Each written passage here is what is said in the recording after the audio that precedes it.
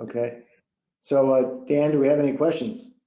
It looks like we have 794 participants, users. So do you see any questions, Dan? Yeah, kind of figuring out where to start here. I'm kind of covering for Alex. I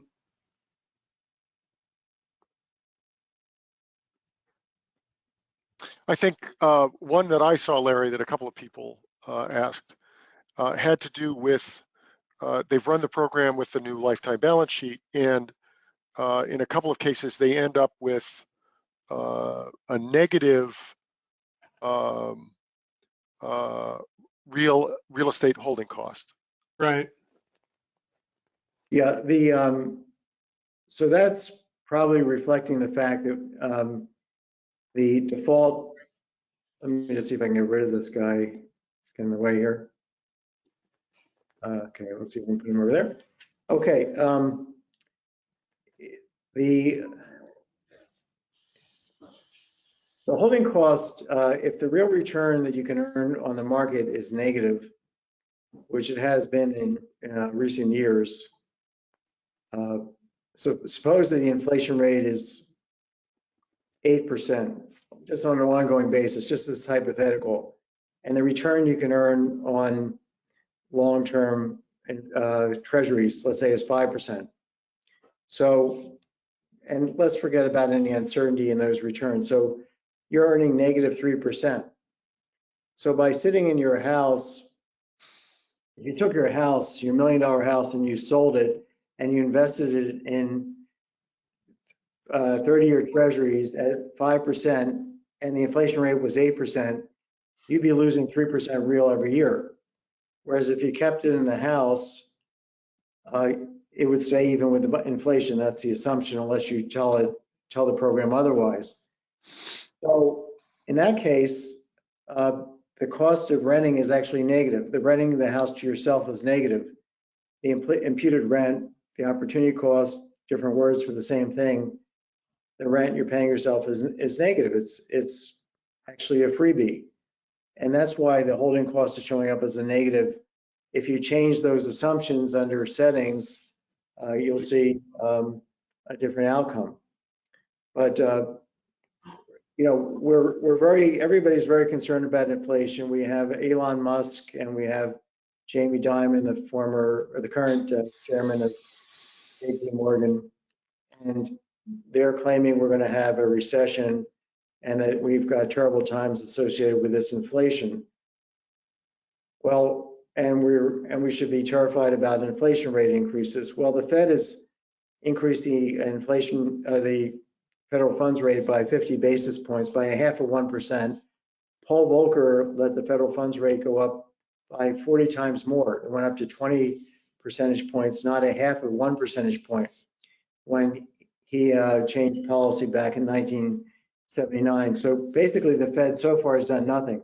Even if they raise the federal funds rate by another 75 basis points, so it becomes 1.25, when you're running an 8% inflation rate, 8.6% was last month's retrospective, going back to May a year ago through this May, 8.6% inflation. 1.75% is nothing. So the stock market declined today quite a bit because of fears, according to the financial press. If you go to CNBC or CNN, it fell because everybody's scared about the Fed raising the inflation rate. Well, the Fed is not raising the real rate by very much at all, or let me put it this way, the short-term real rate is still either negative or very close to negative, very, very low. So we have very low real interest rates, and that's really what matters ultimately for, let's say, buying a house. You know, you think about what are the costs of buying a house? Well, one thing is, you know, you have to pay for it, but then you're in effect renting it to yourself. It's money that's tied up in the house that you can't earn income on. But if the income you could earn is negative, it's not a very expensive proposition. So this should not kill the housing market when real mortgage rates and real mortgage rates are still negative. 30-year mortgage rates if we're talking about a long-term, very high inflation rate. If the concern is, if there's great nervousness about inflation and you've got a 5% mortgage, this is the time to buy housing. And Larry Kotlikoff got. Now, Larry, let's slow down a little bit, right? Because there's some discussion of a 6% mortgage rate, 6% 30-year rate, and the current consumer forecast for 30-year inflation rates is about 3.5. So I think that there are market forces that come into play as well when we're we went to different graduate schools, so there may be different views of what's required. But I'm a Chicago teach, so I'm basically in line with Chicago economists, but you have to think. There is some evidence that even if the Fed doesn't raise rates, that other interest rates in the economy are rising, and to respond to the fact that real rates are so negative. And at least according to what I saw in the journal today, 20 and 30-year TIPS rates, real rates, are up at 1% now. 1%, okay. Well, I just want to say that if you look at the real mortgage rates going back last couple of years, for somebody to say, okay, we think that the mortgage rate now is 6%, we think the projected inflation rate is 3 and 3.5%, that could entail a real mortgage rate of 3% or 2.5%. That's not a super high real mortgage rate. It might actually be lower than it was a couple of years ago. I don't know. Right? I mean, I got a mortgage rate. I got a mortgage at 3%, and inflation was running for a long time at 2%. So I was paying that. That's a 1% real rate. All right. So good. Anyway, Dan, let's take some. Rick, let's take some. Somebody asked what an example of holding costs would be. Well, suppose you had a house, maybe Rick, you want to say it because the holding cost, at least as I'm understanding what's here, it's just the opportunity cost of the capital that you have invested in the house. And if real appreciation rates of housing were 0 and the real risk-free rate was, and this is way above what it is now, but the real risk-free rate was 5%, then you would be, by holding the house, instead of having your assets invested in that risk-free asset, you'd be giving up 5% of the asset every year, the 5% earnings that you could have if you invested in the risk-free asset. And that would be the holding cost. That's the opportunity cost of holding the house. Yeah, the imputed rent, the implicit rent, we have all these different words for it in economics. So when you have a expensive, durable house, a car, I mean, think about, suppose you had a yacht, a $10 million yacht, and most of these yachts, if you actually look at them, they're owned by these super rich people, of course, and they're never out of their dock. They're just sitting there because probably the people that bought these boats can't drive them without crashing them. So anyway, they, having a $10 million yacht sitting in a slip doing nothing, you could be making money on it if the real return was, let's say, 5%. You could be making 5% on 10 million a year. Of course, you have to pay taxes, so it's not quite as big as large an implicit cost. But anyway, let's take the next question. Is there I think this is about upside investing. Is there a problem with RMDs? Like if you're not taking from your stock and yet an RMD is required, does that conflict with the upside reports? Well, let's see. If we That's a good question. That is a good question. Have we actually dealt with that? How have we dealt with that? I think the money that comes out is immediately put into your safe assets. It's not kept in the stock market. So if you have to, we're taking money out proportionally from your stocks and your, and if you had, let's say, your IRA half in stocks and half in tips, we take half from both to meet the RMD, and then put everything into tips. I think that's where we're doing it. I will triple check.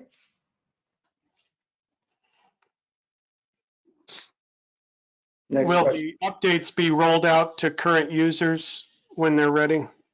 Yeah, should be on Sunday. And we just to say, behind the scenes here, we have, the company has about, I don't know, 15, 20 people associated with it now. It's not like a super big company, but we, about 10 of those are part-time consultants. People, we have one fantastic engineer who works with us who's in Romania. And the work that went to get the upside investing to work, and I'm sure there might be a few minor glitches that we still have to fix. And the balance sheet, this took lots of people, lots of really high qualified engineers and myself and others. And then we had input from Rick Miller and his colleagues at Sensible Financial Planning. We got input from Jay Afula, input from you, Dan. Abelafia. It's Abelafia, Gary. Sorry. Yeah, let me ask another question there. Could you say, like, basically what are tips, and then is there a limit to what you can buy in tips each year, and how does that relate to what you call safe assets?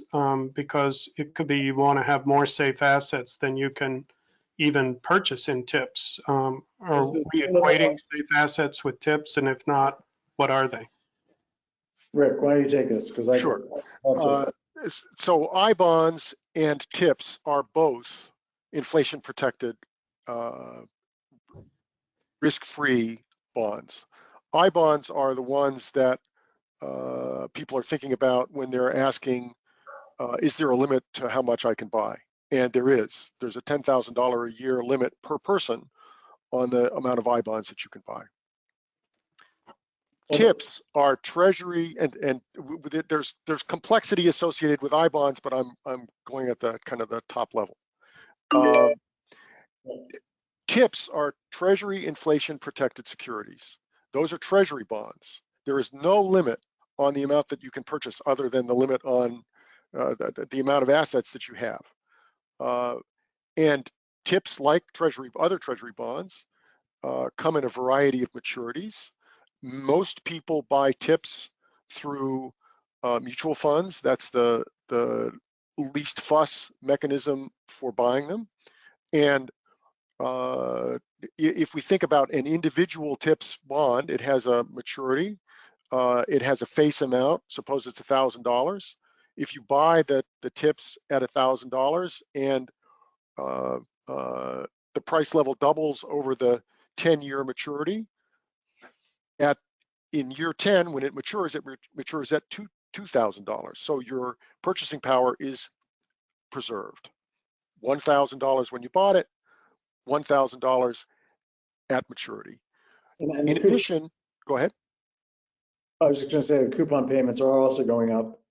Well, the coupon is set at issue, and the coupon is paid on the adjusted balance or the adjusted principal, and the principal adjusts every day for inflation, and the adjustments are made 3 months in arrears. So the adjustments that we have now in June are based on the inflation adjustment that occurred, or the inflation print or the inflation report in March.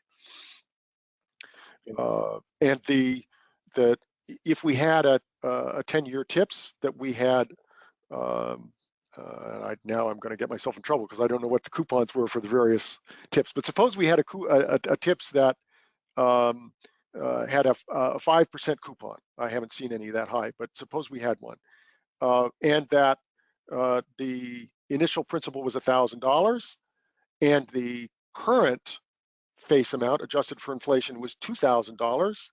Then the interest payment, the annual interest payment, would be 5% of 2,000, which would be 100, and but the interest is paid semi-annually, so it would be 50 now and 50 or 50 at each half year. Yeah, let me add a couple points. So I think the current six month tips return was set to 9.52%. So it's really high. So a lot of people are getting quite interested in it. But it's just for the next 6 months. They change it, I think, every 6 months. So is that I think you're thinking of the I-bond. Oh yeah, I'm sorry, the I-bond, not the tip. Sorry, I-bond, 6 month I-bond.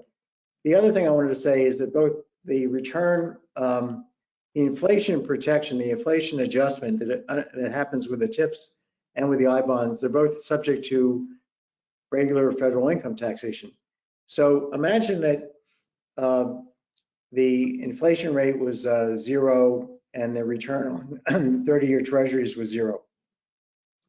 You pay a certain amount of taxes.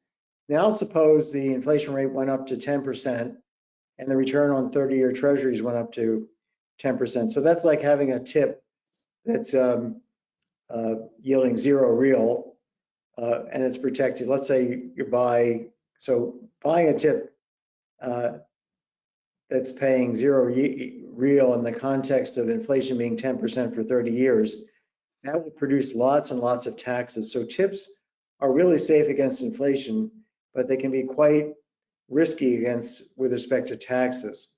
If you run in MaxiFi getting 0, a 0% 0% inflation rate and a 0% nominal return in your plan, and then you run another plan as a separate profile, 10% nominal return, 10% inflation, and if you had a fair amount of assets, you will see a lot of taxes that would not otherwise have occurred because our tax system is not indexed to inflation.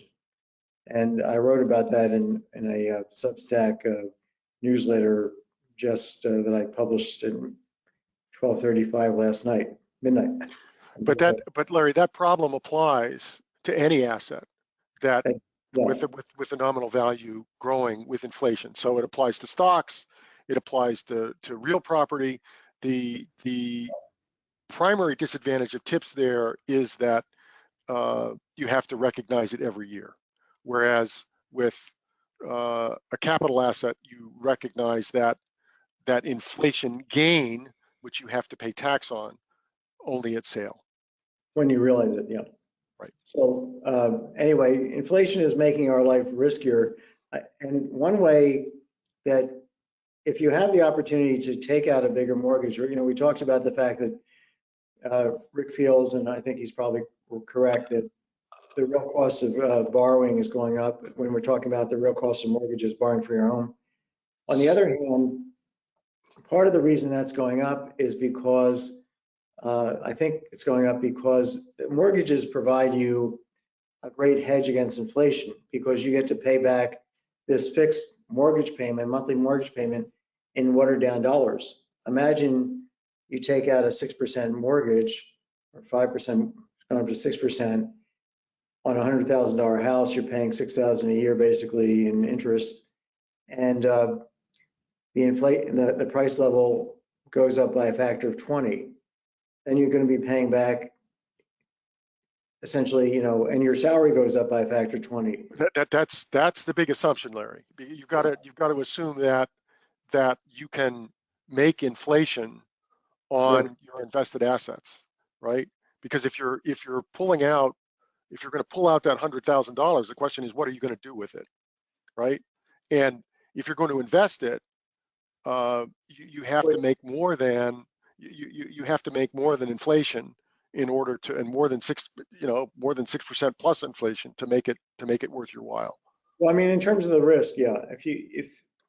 you could take out a mortgage and if you could refinance, let's say at a higher level mortgage and buy tips, you've got an inflation hedge. Now, it's one that is not cheap, but it is a hedge against very high inflation. I have a case study, I think it's or an article about one of our customers taking out a bigger mortgage in order to buy an annuity that was not inflation indexed. So here he's hedging the risk that his annuity payments will decline in terms of their purchasing power if inflation takes off, with the gain from on the mortgage that will be able to pay it back in watered down dollars. So that turned out to be a pretty good hedge for him, kind of for pretty high inflation up to about 10%. The idea I just had, which was borrowing more on your house and putting it into tips, is really not hedging yourself against inflation, but actually making money on inflation. If inflation is very high, because you win on the mortgage and you're basically kept even on the tips holding, except for the taxes. I have another question here. I think it's related to upside. Can you get 6-month tips? And what if you need to liquidate your tips before full maturity? Does that work with your safe first plan, your safe plan? If you need the tips, you need the liquidity, but your money's tied up in these safe assets. Well, you can certainly buy six month tips or 6-year tips, whatever maturity you want. On the secondary market, the yield is not 1 basis points. It's probably negative 3 or 4 basis points at 3 or 4% at this point. It's not 6%. Right now, the really short tips are at -8. -8, yeah. So it's, if we're thinking about buying and holding, I'm trying to, the program is set up to I think about.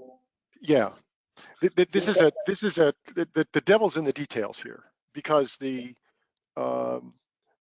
when you buy, if you buy a tips mutual fund, which is the way most people do it, then the maturities of the tips in that fund average about 8 years.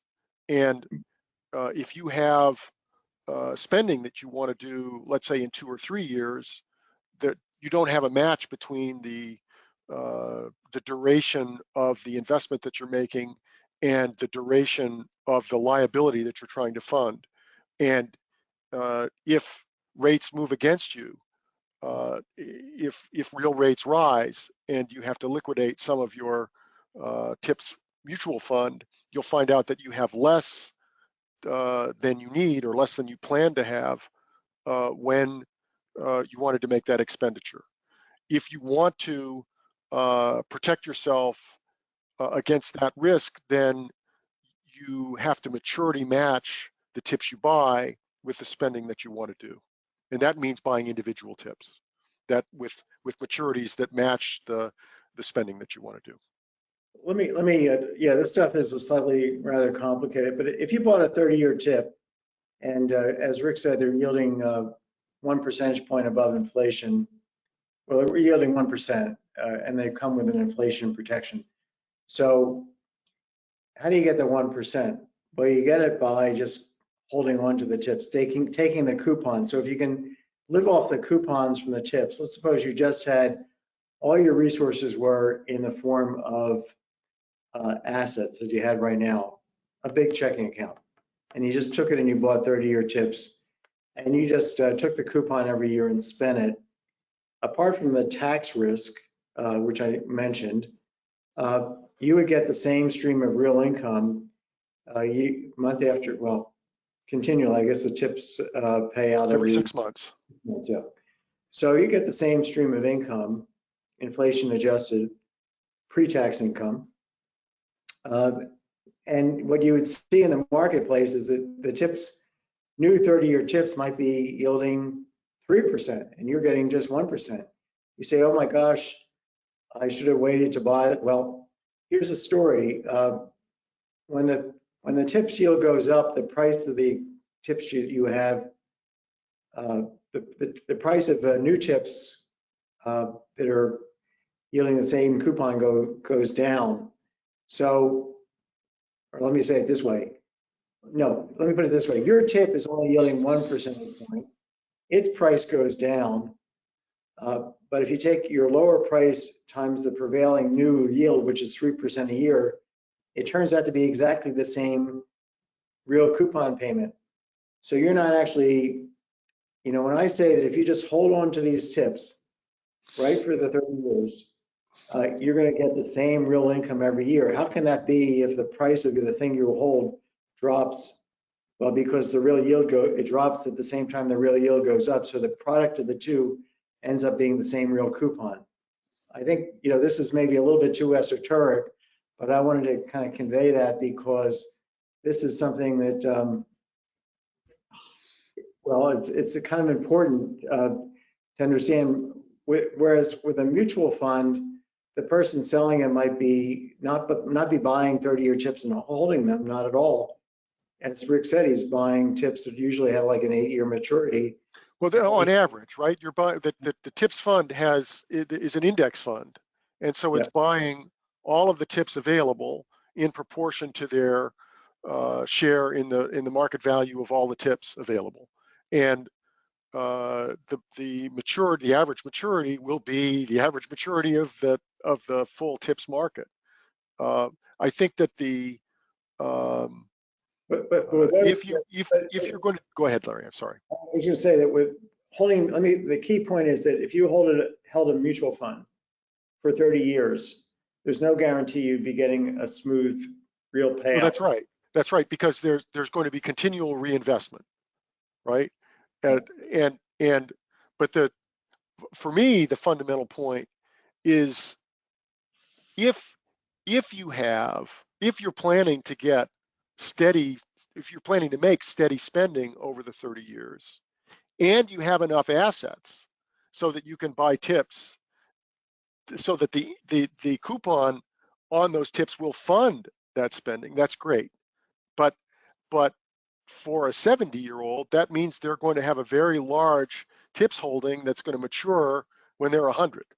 And that's unlikely to be ideal, because then they're going to underspend. They're going to have set aside an asset that they don't use. And so if as many people do, that's the principle you're talking about, the fact that the principal gets paid that's out. right. The principal gets paid out at the end. And suppose that, well, take your case. What's our coupon? Suppose we take a 1% coupon, right? If we have $1 million that we're going to buy TIPS with, that's going to generate $10,000 a year in purchasing power. Right. Okay. That's pretty expensive, right? Most people don't have $1 million. If they want to spend $50,000 a year, if they want to draw $50,000 a year from their portfolio, most people that want to do that don't have $5 million. So, that's what would be required if you wanted to draw that steady $50,000 a year. So the alternative would be to buy, and it's a little more complicated than this because there is a coupon, but the alternative would be to buy TIPS, $50,000 a year of TIPS that would mature every year, right? And if you wanted to cover 30 years, 50,000 times 30 would be $1.5 million. That's a lot less than the 5 million that would be required if you were going to buy all 30-year TIPS. So Rick's saying buy mature, buy 1-year TIPS, 2-year TIPS, 3-year TIPS. Ladder the maturities. Ladder your TIPS. And we're not trying to say in upside investing that it's just TIPS versus stock. We are simulating people investing in the stock market, but what the safe asset is really up for you to say. In the settings, you set a nominal return and an inflation rate, and that determines the real safe return in this analysis. So if you think you can earn -1% real on a safe basis, that's what you want to go with. do that. Set inflation 1 percentage point above the nominal return, and that'll determine your safe return. So that'll also protect you from, if you were investing in tips, from the tax risk by being even more conservative in setting your spending floor. But anyway, Dan, what's your next question? And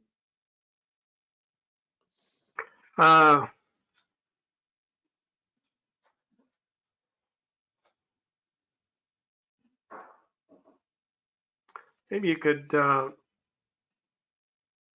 say a little bit about, I mean, there's a couple of questions that are related. Say a little bit about how our base plan, our certainty equivalent base plan, just run right out of the box, is different from a standard a Monte Carlo plan, or an upside is a kind of Monte Carlo, I guess, or probabilistic plan. But maybe you could just say a little bit about the virtue of the base plan vis-a-vis these other options. okay, that's a really good question. There's different ways that economics does, two different ways that economics does risk analysis. One is to say, excuse me for interrupting, Larry, but while you're at it, there's kind of related questions about, and I get them in the support queue during the week. Why such a cautious rate of return, and why not historical average? Because I know that's related to your answer, so I'll shut up now. oh, okay, oh, that's great, Dan. You're asking great questions here.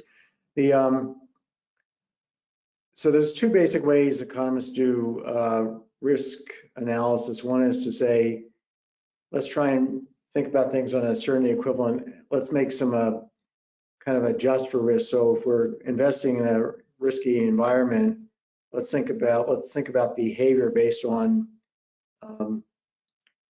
kind of adjusting for that, kind of taking into account our risk aversion, that we don't want to live in that, so we're going to take some other action that's going to be the equivalent of like living in a world of safety. But so if the stock market, let's say think about investing just in the stock market, it yields about 6.5% real, but a huge, about 20% standard deviation historically, so very risky. This feels to me like I was living in a world of the equivalent, on a certainty equivalent basis, would be like living in a world where I'm earning zero. And so I'm going to plan as if I'm going to spend as if I'm earning zero on average, just to adjust for that risk. So that's one. So let's stop, Larry. Let's stop and just explore that a little bit here. Okay. So and let me try to say what I think I heard you say. So people, in general, people don't like risk. People are risk averse. And but people differ in how risk averse they are. And some people are extremely risk averse, other people are less risk averse. And Larry is talking about a person whose risk aversion is described by the following pair of worlds that they find to be equally enjoyable to live in. One is the world where they can earn 6% on stocks, but the standard deviation is 20%. And the other is a world where they earn 0% on whatever they're investing in, but there's no risk. And they find those two worlds to be equally enjoyable. And that sort of describes their level of risk aversion. That's one way to characterize their level of risk aversion. So when we do our base plan, where we're saying use conservative assumptions, we're saying let's adjust for the risk in everything. So your earnings, if they're very variable, labor earnings, we say use a very conservative assumption. Use an assumption, very conservative assumption about any house appreciation. Use a very conservative assumption about a real rate of return, about inflation, and also the associated nominal rate of return. Use a very conservative assumption about your health expenses in the future. So plan completely on in every area on a certainty equivalent basis. Trying to adjust for the risk by being very cautious. That's deterministic certainty equivalent planning. I shouldn't have just called it deterministic. I should have called it certainty equivalent plan, deterministic certainty equivalent planning. The other type of analysis we do is we say, let's look explicitly at this risk. Let's look at the risk to the living standard and actually see what it is. How much upside can there be to the living standard? How much downside? And that's what the full risk analysis is doing. But we also have to have you decide how to spend in that environment. And we're also assuming that that's the only risk, that you're still entering cautiously your labor income and your other special expenses in the program. It may be that down the road, MaxiFi will incorporate earnings uncertainty and let you see your living standard risk that's coming out of that channel as well. But at the moment, we're just looking really explicitly at the upside and the downside to your living standard if you're investing at risk, if you're doing this full risk analysis. And with the upside, we're saying we're going to look at the upside and downside to your living standard, but there's no real downside because you're living at this floor, and the way you're handling spending out of the risky stuff is not to spend a single penny out of it.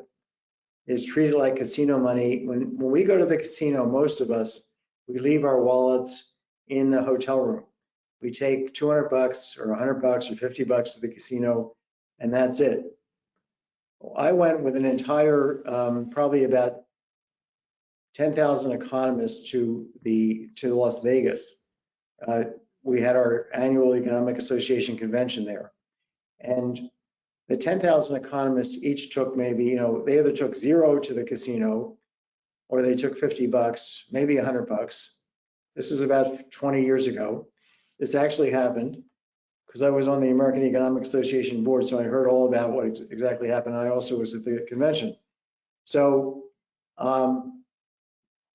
all the economists were standing around watching. They basically went there to observe the behavior of people losing their money. Why would people be playing the stock market? They couldn't understand this irrational behavior. Why would people be playing the casino? Playing the slots and playing the tables, playing at the casino. So, and it's irrational because the expected return is negative. It's not 6%. It's not like the stock market, not 6.5%. It's a really bad. It's for sure. On average, you're going to lose money, whereas on average in the stock market, you're going to make money. But that doesn't mean you can't end up being really hurt by it, especially if you're spending out of money that you don't yet have. Like, you walk in the casino and you start, I'm going to make a killing there. I've got my credit card. If I need more money, I'll get more chips. That's not what we're modeling. And we're modeling the economist going to the casino, basically. And that's the upside investing model. That's investing. And 2 years later, when I'm still on the board of the American Economic Association, we have this meeting. We're discussing where to go to have the next meeting. And the options are New Orleans and San Francisco. And I said, well, I don't really particularly like Las Vegas. But I like being able to go to the national parks or not too far away, even though it was in kind of winter. Why not Vegas? And the guy said, the guys in charge of booking said, they won't have us back. I said, well, how come? He said, they sent us a letter saying never ever apply to come here because economists spent absolutely no money at the tables. And we've never gone back. We've never been allowed back in. So that's kind of upside investing. You don't take the money out of the casino and you don't start buying things on Amazon on your cell phone when you just made money at the blackjack table, when you're going to continue to play the game. You wait till you leave the casino that's when you actually buy something. And you put the rest in safe assets is the idea. So this is casino investing is another way of referring to upside investing. There was also the question, Larry, why not just use a different interest rate than the risk-free rate, since stocks return on average 6.5%.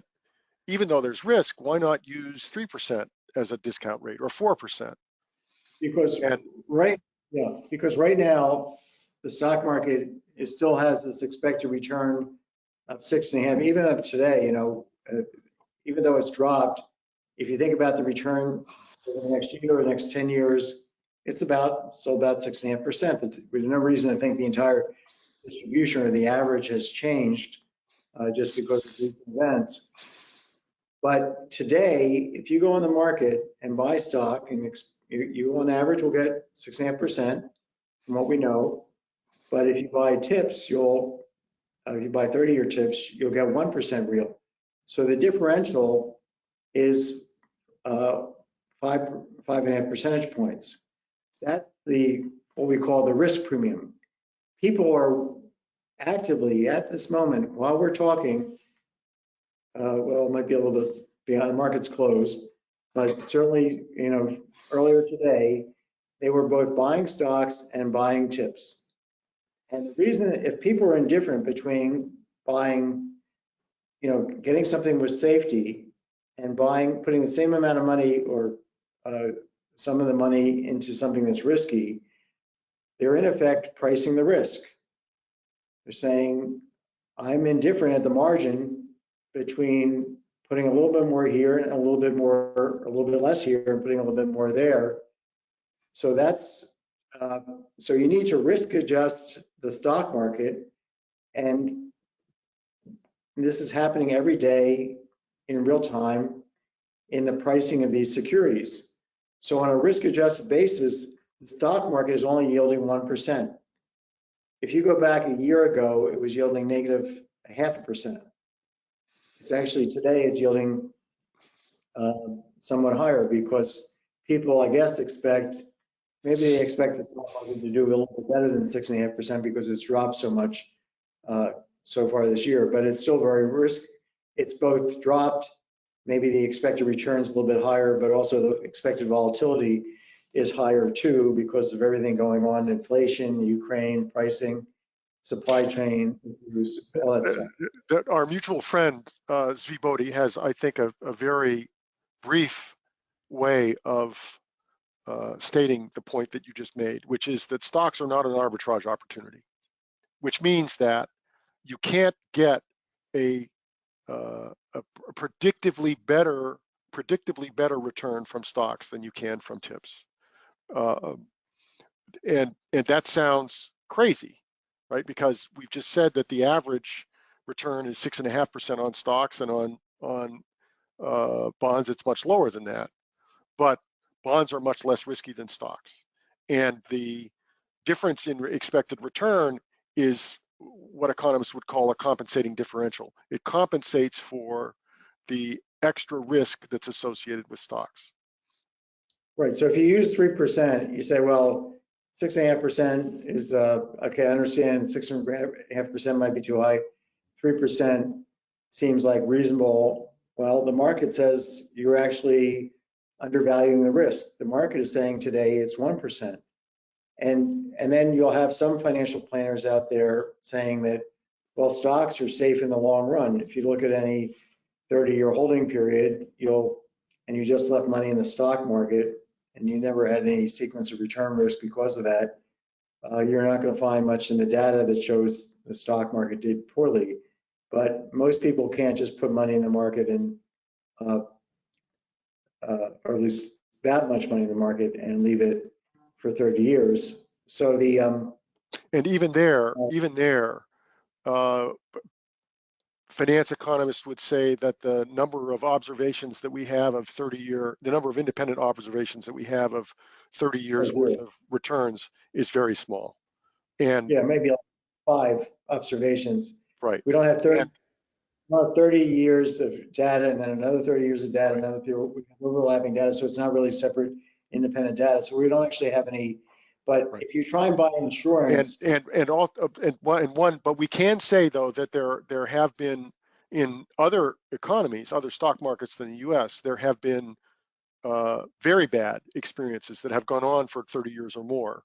And the example of the Japanese stock market from 1991 forward is perhaps the leading example of that I'm aware of. So stocks are not safe in the long run. There's no evidence. There's evidence in the market. If you try and buy insurance and test this, the insurance gets more expensive the further out you want to do the insuring. If you want to insure the market won't be below this number, out 10 years, it costs one thing. If out 20 years, it costs more. So stocks are not safe. Bonds are not safe.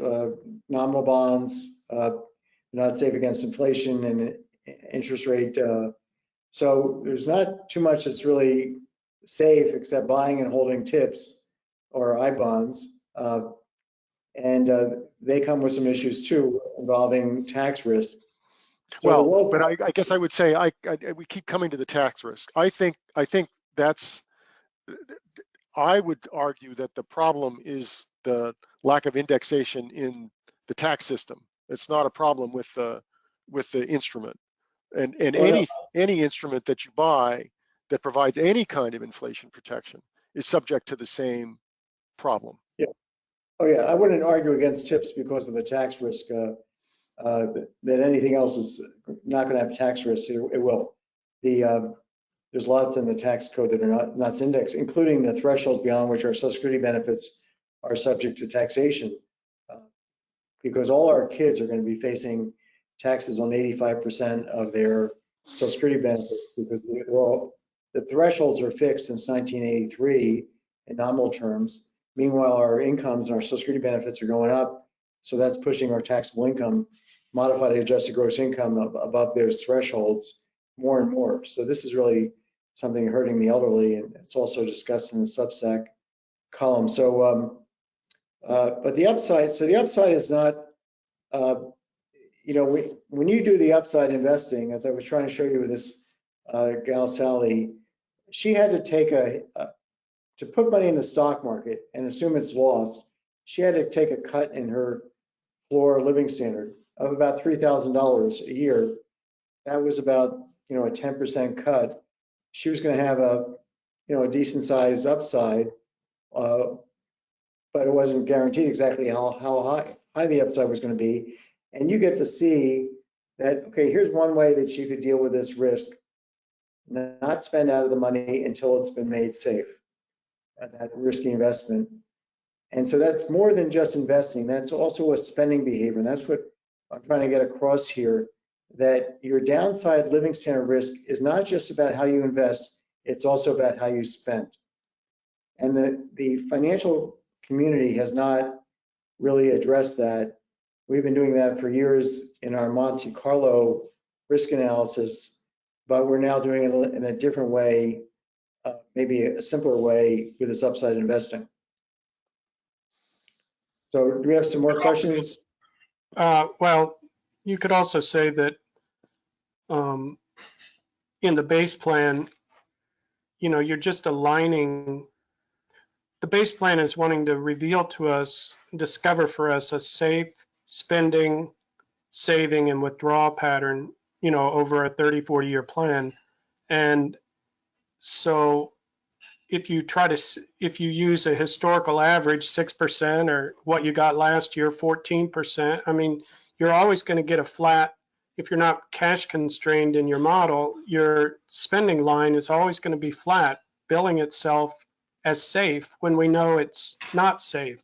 So one of the reasons we're asking you to use such cautious return assumptions is because we're trying to align. We don't want to sneak risk in the side door unobserved in the reports, because it's not showing the variation year over year that would come with historical returns.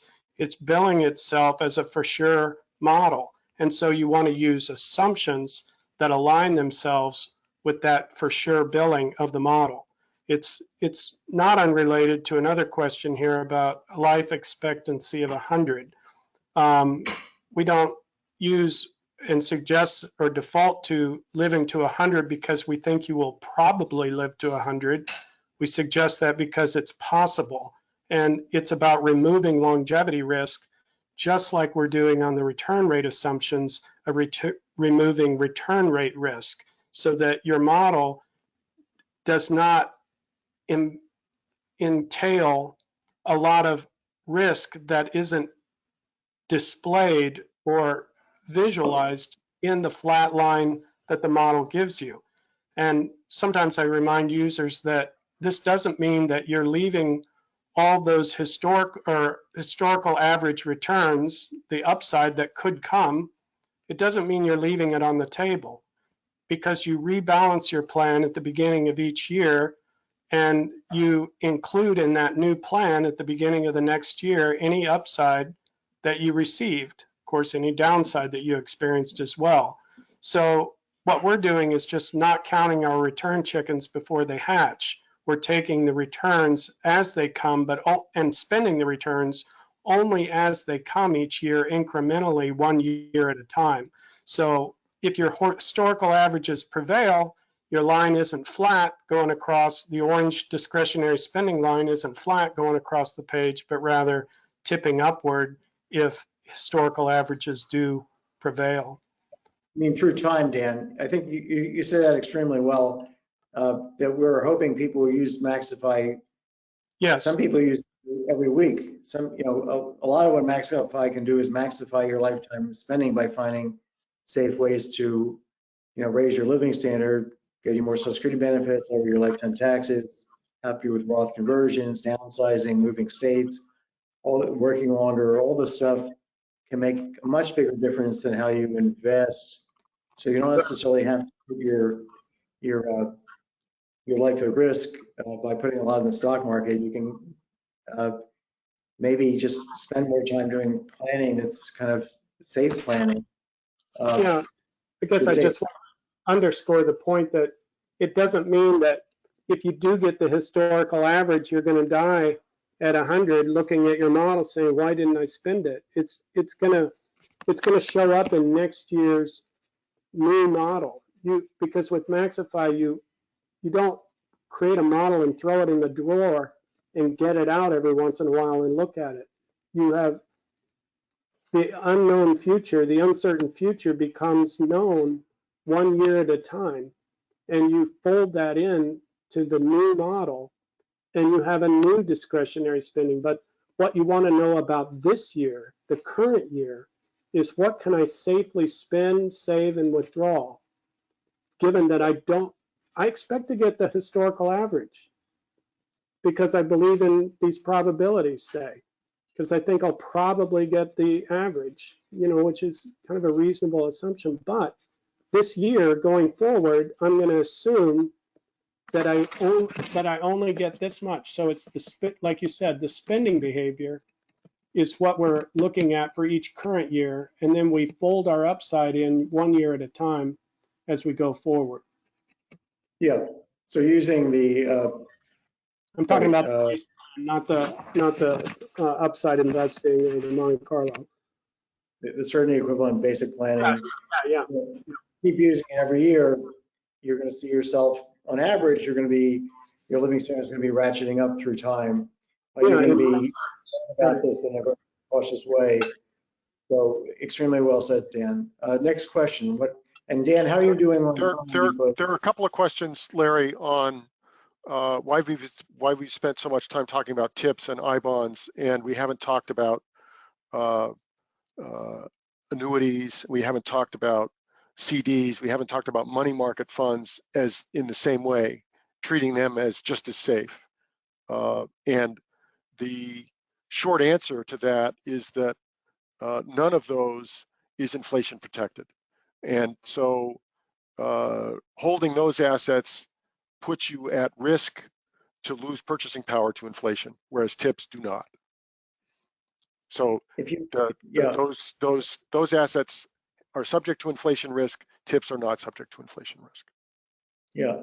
The price of yeah, if you held a 30-year bond that you bought a year ago, it's already lost 8.6% of its purchasing power just with 1 year's inflation, because it's just paying out a nominal stream, and that's why they're and if we have another year of 8.6% inflation, you'll lose another 8%, and it's going to compound, so you're going to have lost about 20% of your holdings there in 2 years. So it's quite risky holding. I think in this environment, one should be very careful about. I'm not a financial advisor per se. I can't give any analysis, but personally, I'm wary of long-term nominal anything, because I think in addition to Russia and the Ukraine and wheat prices and oil, and we have a fiscal policy that's kind of out of control by both the Democrats and Republicans, spending out the wazoo. If you look at the long-term projections of the CBO, the country's dead broke. The Social Security Trustees report just came out. It showed a $62 trillion unfunded liability. That's 2.5 years of GDP. The official debt is 23 trillion, less than like 22 trillion. Social Security's unofficial debt, off the books, but just as real, is 62 trillion. Nobody in the press is writing a thing about this. The New York Times did a story about the trustees report. The reporters mentioned nothing about that table. It's stuck in the appendix because the politicians don't want us to see it. Anyway, next question, Rick, or Dan. Dan, are you still able to stay, or do you have to head off? I'm here for a few more minutes, so maybe Rick, trying to think, looking at these questions. About our inflation and our return rate assumptions. We've talked about this a lot, so I don't want to kind of keep beating that horse, but maybe I could just cut to the quick answer here, because I know it. We will be updating those, and you can elaborate on this, Larry. We will be updating those in July.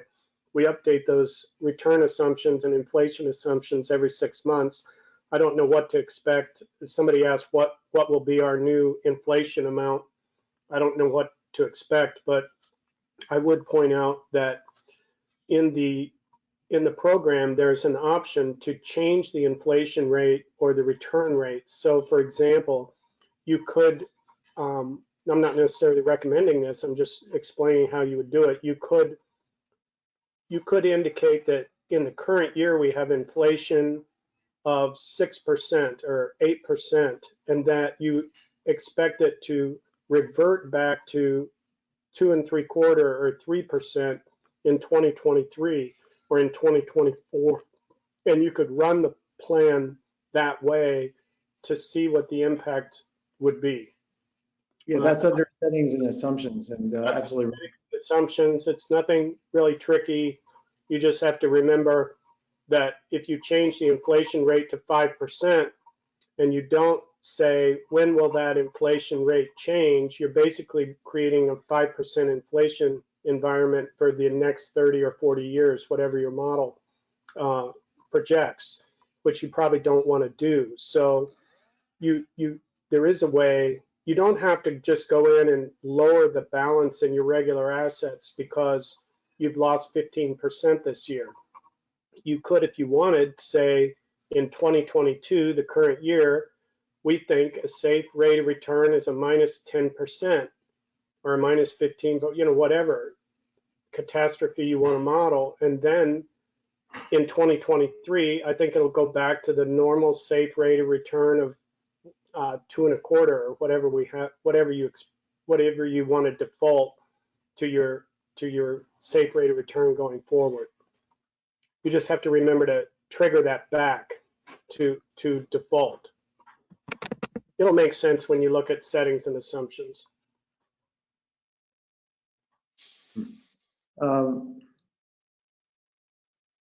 Yeah, I'm seeing a lot of people saying they can't see my screen in the questions. I think those are Earlier, Early. Larry.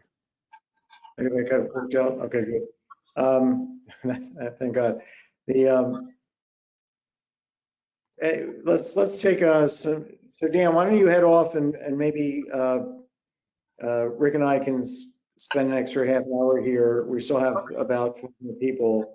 Okay, Rick, well, Rick, are you good on this? Well, I can stay. I'm happy to stay. I just I'm not. I'd like to spend the time in a way that the listeners would find useful and valuable. yeah. As I I signed, do mention as I one. let me just say, if you have follow-up questions, you know how to use the support ticket system, so we'll go from there. Yeah, let me just also say that something that's important and valuable that we haven't talked about is that we're working on yet another update that will be coming out shortly, which is going to let you, when you put in alternative profiles with a higher inflation rate, right now the program is the alternative profile with a higher inflation rate is kicking up the prices in the first year. So all the prices are going to be showing. If you say, well, inflation rate in this profile, in the base profile is 0, but the inflation in this alternative profile is 10%, all the prices are going to be 10% higher, all the numbers, dollar numbers, and they're going to be presented in, at a price level that's 10% higher. So you'd really want to, in the current program, deflate those results by 10% to be able to compare with the base plan results. But what we're doing under the hood right away, and we'll have a new update on this, is that once you've set up your base plan, we're going to do the deflation for you so that when you run an alternative profile, we'll be in the same dollars as the base plan, so that you'll have an apples to apples ability to compare results with inflation and without inflation, or with higher inflation versus whatever you entered in the base plan, or even with lower inflation, or with temporarily high and then lower. It'll all be comparable, apples to apples. Right now, you have to do an extra adjustment, but we don't want to put people through that. So, we continue to keep thinking of new ways to improve the software, and your comments and suggestions, we take them seriously. We know that there's lots of things that you've asked us to fix or improve, not to fix, because we don't think anything's broken in what we have out there. We're positive there's nothing broken, but improvements like non-deductible IRAs. We're going to be, or more control over each retirement account. You want to do a Roth conversion with this particular account, but not with that one. You want to leave that account for your kids and not spend out of it. That kind of capacity is coming soon, and also we have on our plate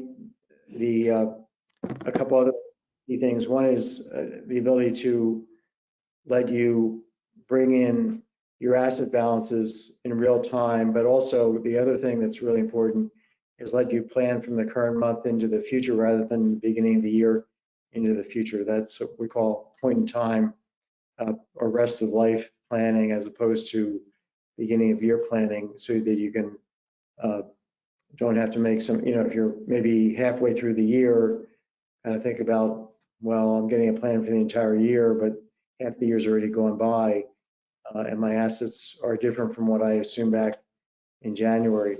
So that's going to be, that's underway as well. Larry, that adjustment that you just talked about it calls to mind or speaks tangentially to a couple of questions that have come in about how often people should be updating their plans using MaxiFi. One person asks, should I update every year? Another person asks, should I update more frequently than that, because sometimes there are major investment events or world events or personal events, and maybe I should be updating the plan to reflect those. I think you should be updating basically every couple of months, every 3 months. We're going to get the plan set up, program set up so you could update every day. I mean, there's nothing that says you can't update every day with the current program to say, look, I can't, my assets have just fallen 20%. I'm going to go run the program again, assuming my assets in January 1st were 20% lower, and see what it means. But we're going to get the program certainly by this time next year, but maybe within 6 months, so that you can plan from this month forward and say, okay, here's my balances right in this month. And yeah, the whole idea of economics is that you want to adjust to the circumstances you're experiencing right now.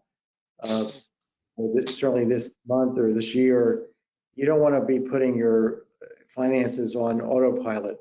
You want to be reacting. And if the world becomes riskier, which it is, you want to be trying to get to safety. So that's why a large part of the reason the stock market has dropped is that there's a perception that its risk has gone up, and people should be timing the market for risk, not necessarily for return, because there's no guarantee it's going to go up or down tomorrow. The stock market's basically a random walk. I have a book I might recommend to you, a little advertisement here, which is called Money Magic. Just came out in January that I wrote, and there's a long discussion, but I think it's a cogent discussion of the random walk nature of asset markets. There's a famous book by Bert Malkiel called A Random Walk Down Wall Street, which is also kind of referencing this. I think this is actually a better lay description of what's going on there. I think I would differ with Larry a little bit. I think that while the software is terrific, it takes time to run it, and so there are costs to running it, and there are costs to running it every day. And I wasn't really serious about every day. Okay, but if we think about people, if we think about the lifetime balance sheet, I think the lifetime balance sheet may be a useful way to think about how frequently or in response to what one should update. So if you think about the lifetime balance sheet of, let's say, a 30-year-old, the 30-year-old has most of their assets in their human capital, and very little, a very small fraction of their assets is invested. And therefore, even if the stock market drops a lot, it's going to have a very small impact on their assets and on their lifetime balance sheet. And it seems to me then that it's not, it would not be indicated to adjust one's plan based on what happens in the stock market if one is 30, unless one happened to inherit a lot of money and have a lot of money invested. Similarly, if you're retired and you're looking at your lifetime balance sheet, and one of your big assets now are your house and Social Security, and you have most of the rest of your assets in low risk investments like tips, let's say, and you have a small fraction of your assets in stocks, then again, your need to update your plan frequently is small, because the impact of the events that we've been talking about on your plan is small. On the other hand, if let's say, unfortunately, you lose your job, and you had a job where you were earning a lot more than you might expect to earn from the next job that you get, then that has a big impact on your lifetime balance sheet. And it would make a lot of sense to update your plan in response to that. And similarly, if you're retired and you have a large fraction of your assets in the stock market, and you do not have, and this is another important point, you don't have a lot of risk capacity, right? And risk capacity is related to the difference between your supportable or sustainable discretionary spending and what you're actually spending. If you're spending a lot less than you could afford to spend, then you may not need to modify your spending anyway, even though the market drops, because you're not relying on the market to support your spending. So there's a lot of nuance here in terms of how often you should update your plan. Yeah, I mean, if you're running upside investing, you really don't need to look at the market every day or every month or every, you wait till you follow your plan and you start your withdrawals when you say you're going to withdraw.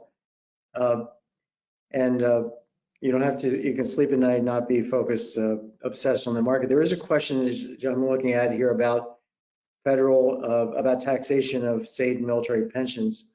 So one of the things on my list of to-dos is to include pensions that federal employees receive under the FERS system, and also that military pensions that our military, current and ex-military, are getting. And that's also, and then we will be able to correct the taxation of those pensions at the state and federal level. So, yeah, we're definitely keen on trying to make sure we can adequately deal with, or precisely deal with, those pensions of civil servants and current and former military. So we're getting to about 7 o'clock. Rick, do you see any, let's see, we got a question that says, I love this tool in these seminars. Gives me lots to think about. This gives me lots to think about. Thank you so much. That came from Gracelyn Brown. Thank you, Gracelyn. We're delighted to give these seminars. I think Rick and I both think this is as much fun as you can have, really, to help to see if we can be. Well, it's very enjoyable. It is, but there are other things that we also enjoy, and I'm sure that's true of the people in the audience as well. As work as we can have. Let's put it that way. Right. How's that? Right. Yeah. Well, so maybe we should call it quits at the moment. Let people we still have about, we had, I think, 3,000 people, according to the to this control panel, join the webinar. We maxed out. No, I think 3,000 was the capacity, Larry. I'm sorry to say. I think that we had of the order of 800. 800 at the top. Misreading. Okay. Well, anyway, maybe 3,000 will watch it on video when we put it up in a few days.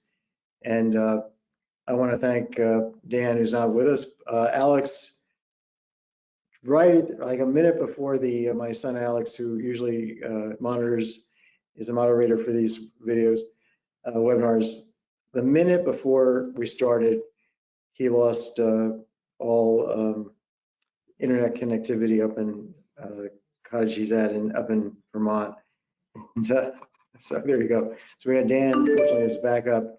And Rick, I want to thank you, because I think as a tag team, we really provide much bigger, much better answers than just me by myself, for sure.